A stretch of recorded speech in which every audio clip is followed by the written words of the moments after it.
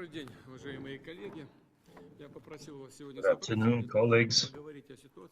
I asked you all to gather tonight to talk about the current situation developing on the world energy markets.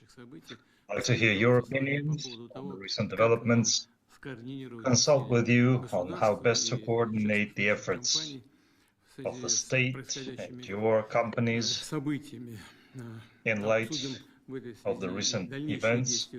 In this connection, we'll discuss Russia's further steps in world energy, considering the escalated tensions in the Middle East.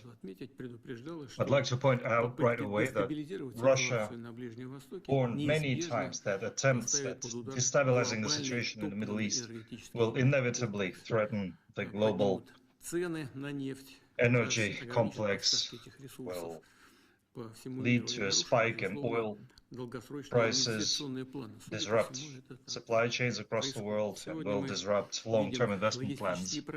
This is obviously happening right now because we see logistical problems along traditional carbohydrates, carbon supply chains. It disrupts global supply chains, and it affects industries across the world and affects the entire system of international economic relations, because disrupted supply chains often entail other problems of economic nature, boost inflation, and so on. And oil and gas production and manufacturing suffers as a result. Let me remind you that last year, Hormuz Strait accounted for about 1/3 of the world's oil exports. That's about 14 million barrels a day, 80% of which were going to the Asia-Pacific countries. Now this route is essentially cut off, and oil production that depends strongly on the use of the Hormuz Strait threatens to stop in the next few months. And oil storages in the region are being filled with oil that cannot be transported away or is getting too expensive to transport. And of course, completely shifting Middle East oil supplies to schemes not using the Hormuz Strait is hardly feasible now, because shifting logistics, changing logistics will not only take time, but will also require great expenditure for infrastructure, expanding seaport terminals and so on. And it carries great political risks that are, of course, still there, because consumers need oil right now. As a result, world oil prices are rising.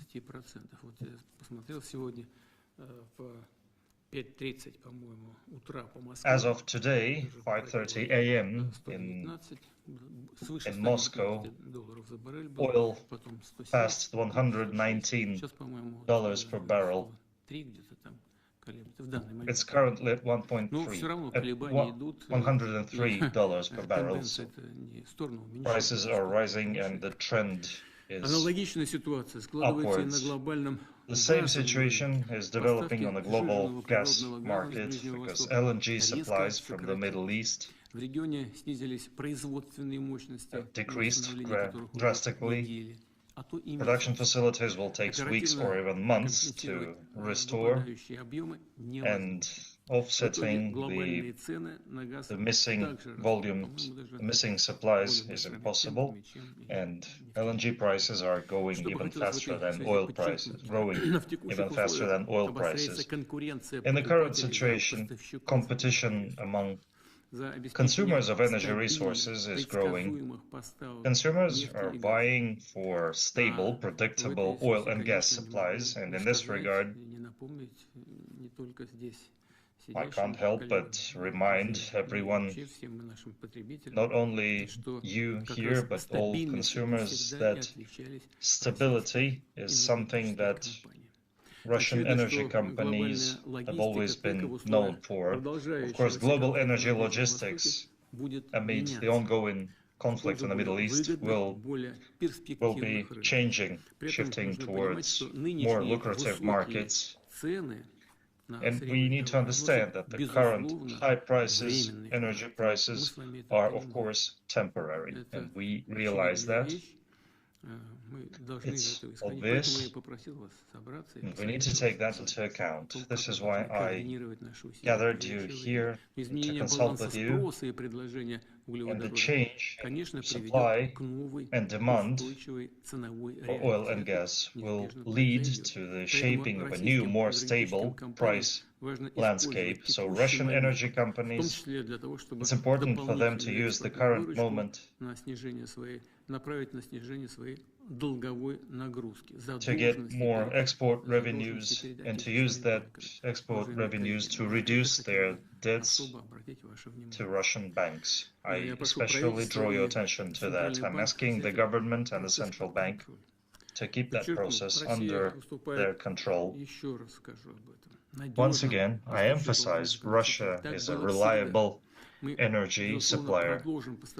This has always been the case, and of course we will continue supplying oil and gas to countries that are themselves reliable partners. And I mean not only our partners in Asia Pacific, but also states in Eastern Europe, such as Slovakia and Hungary.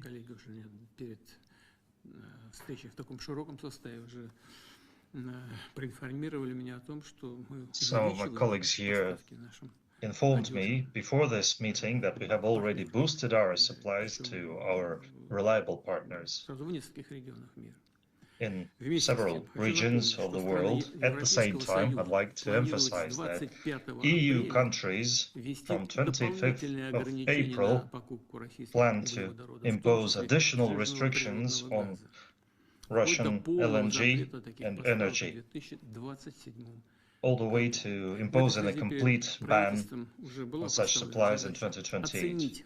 In this regard, I've already instructed the government to evaluate the possibility of stopping energy supplies to the European market without waiting for the door to be shut in our face. And those volumes will be shifted to other markets that are more interesting and promising to us.